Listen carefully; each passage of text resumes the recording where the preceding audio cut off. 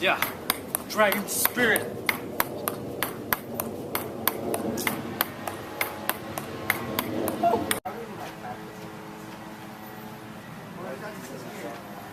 You got that.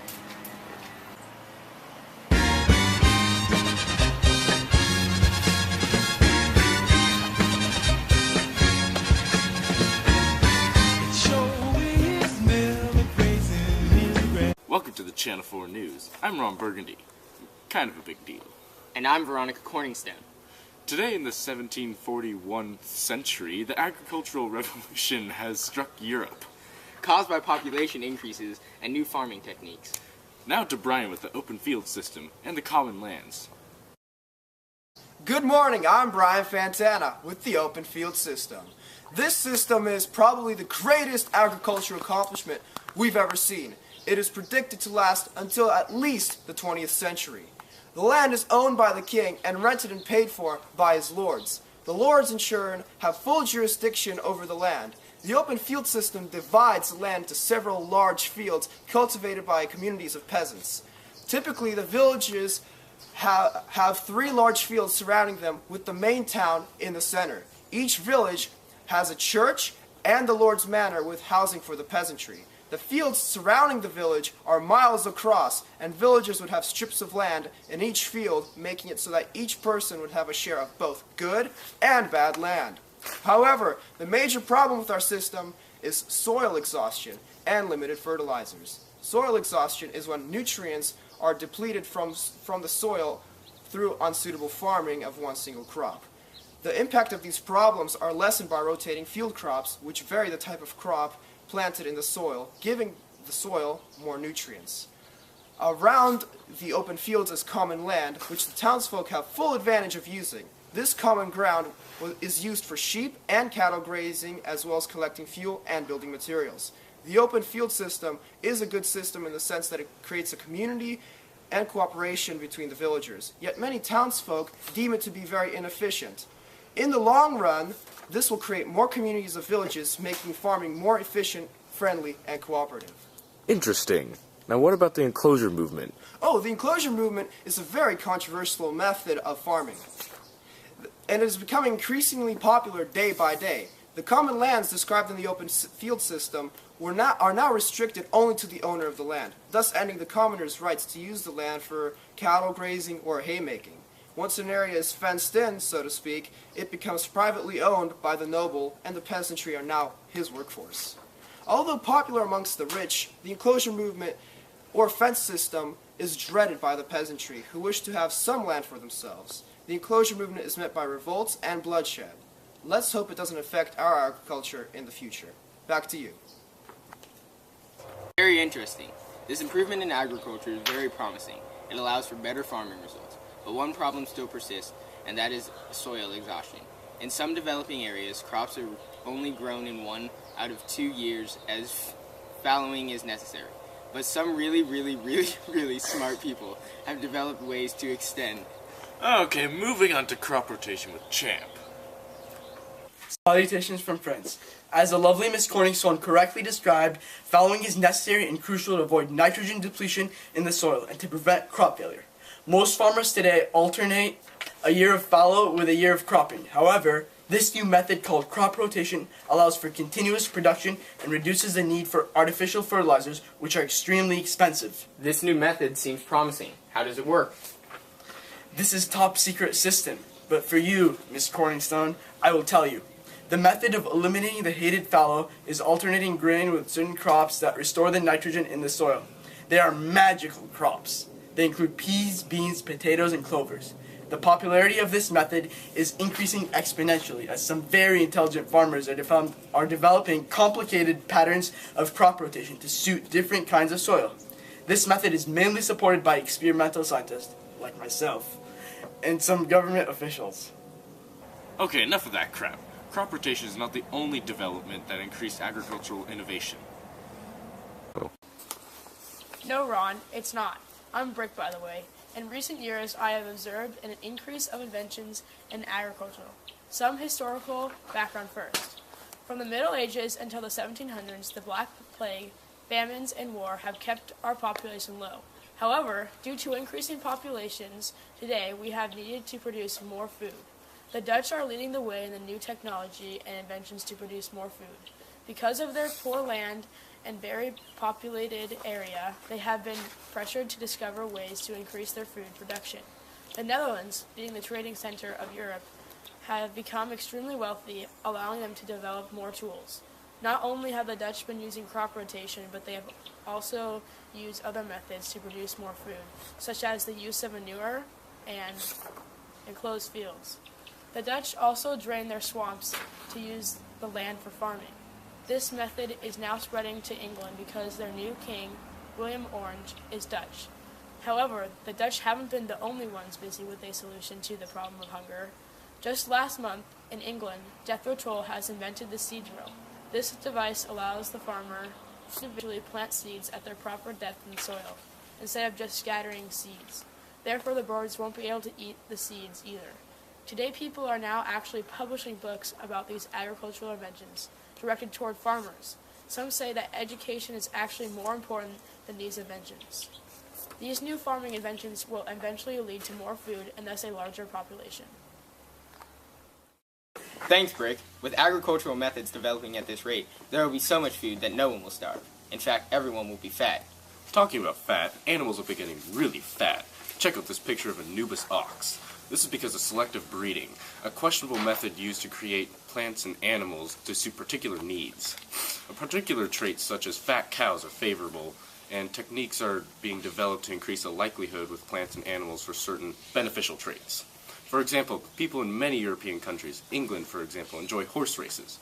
As a result, people are figuring out methods to breed faster, quicker horses to win races and catch up with speedy foxes, which always have been escaping. Also, the breeding of bigger, fatter livestock puts more meat on the table, as well as bringing in more cash from sold meat. One example is the quality Nubus ox, which, as the picture shown earlier, is a great fat beast praised by poets, yes poets, and often pictured in the press in previous years. While the method of this selective breeding is hotly debated due to its morality, it is certainly very helpful for humans at its least. Already, the English food production has soared like the feet of Hermes, raising over by 300% and using 14% more workforce. This method is also relatively new and only started being widely practiced by 40 years ago, starting at the century. If food production continues increasing at this rate, in 100 years, food will occupy every inch of this planet. However, selective breeding does have its risks. It may change the evolution of some species and some vital genes may be wiped out. This would only occur after several centuries, so we should be safe for now. However, eating these altered foods does not negatively affect our health. Back to Andrew. Yeah, moving on to something more interesting. With all these improvements in agricultural methods, it is drastically changing the lives of people all over Europe. Dmitry Kalishnikov from London keeps us updated with these crucial changes. The agricultural revolution changed the people of England's lives, and eventually in other parts of the world. In order to stimulate an industrial revolution in the future, England was able to sustain itself and massively increase its production and the quality of food. Before the agricultural revolution, the 17th century, population growth slowed and the death rate remained high. However, as a result of the open field system and alternating grain with new nitrogen-storing crops, farmers were able to have ideal feed for animals, which in turn allowed for better diets for people. These effects could only be felt by the lower countries and England until the end of the 18th century.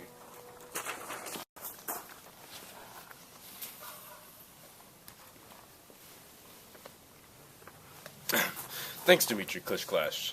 With the growing population, there are more poor peasants who need to find a new way to generate revenue. This leads us to the cottage industry. Yes, Ron. The poor in the countryside are in desperate condition as they only receive very small earnings from the agriculture. They are trying to find a way to supplement these earnings with other types of work. They are willing to accept minimal pay, so capitalists in the city are keen to employ them. As a result, manufacturing in peasant cottages is growing rapidly, and rural industry is becoming more and more popular. This new system, often called the cottage industry, or domestic industry. A debatably more common name, the putting out system, is emerging to describe the key features of current rural industry. This system works in an intriguing way. Merchant capitalists loan raw materials to cottage workers, who process these materials in their homes and return the finished product to the merchants. Then the merchant would pay the worker minimally by piece and then sell the product. This system is not perfect, as many variations exist, but in all cases, this so-called putting out system is a type of capitalism. The system is expected to grow as it has numerous advantages, mainly to the merchant, as peasants would work for extremely low wages. The cottage industry is already having a tremendous impact on society. For instance, many kinds of goods are produced. These include textiles, such as housewares, clocks, gloves, musical instruments, and much, much more. And luxury goods, such as tapestries and centralized workshops. Okay. We get it. Also important in the news is the textile industry, which is being completely revolutionized. We have Jonah in Wales to keep us updated on this breathtaking topic. Hi, I'm Jonah Hornass. In the past, the industry that has employed the most people has been the textile industry.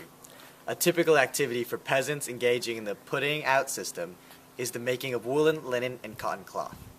Rural workers live in small cottages with small windows and little space. Workers often live in the same place that they live and work. A peasant's cottage consists of a single room that serves as a kitchen, workshop, and bedroom. Within a worker's cottage, the weaver's loom was the largest and most valuable piece of furniture. John Kay, an Englishman born into the peasant class, changed the design of the loom somewhat in the early 18th centuries by his invention of the flying shuttle. The flying shuttle let the weaver throw the shuttle back and forth between threads with one hand and greatly increased the speed at which textile products could be produced. The cottage industry was a family enterprise, and all members of the family helped to produce goods. Every member of the family had worked for them in the cottage industry, even at a young age, which encouraged peasants to marry early and have large families. Work and thread was always needed in the industry, and family would hire widows and unmarried women called spinsters to spin thread so that the weavers could continue working at a brisk pace. The relationship between peasant workers and capitalist employees was often not a good one. Between the two, there was constant disputes about the wages of workers and quality of the cloths produced. Merchant employers constantly accused workers of stealing raw materials, while weavers complained that they were not given the right amount of materials. Because of the cheap, unorganized rural labor, the workers were hard to control. This presented a problem for the merchant employers. Often after work, workers were paid, they would tend to drink and relax for a few days, which often caused them to not be able to finish their quota at the end of the week. If the workers did not finish this quota, there was little the merchants could do about it. Because of this, the putting out system in textile industry had many faults from the employer's point of view, which would lead to the employers trying to find more efficient ways to produce materials. This often created further conflict between the merchants and the workers. Back to you. And for all of us here at the Channel 4 News Team, I'm Veronica Corningstone. And I'm Ron Burgundy. You stay classy, Lafayette. 9459. And thanks for stopping by, Lafayette. Mainly, stay classy. But thanks for stopping by. Stay classy. Ron Burgundy. And thanks for stopping by, Veronica Corningstone. Stay classy.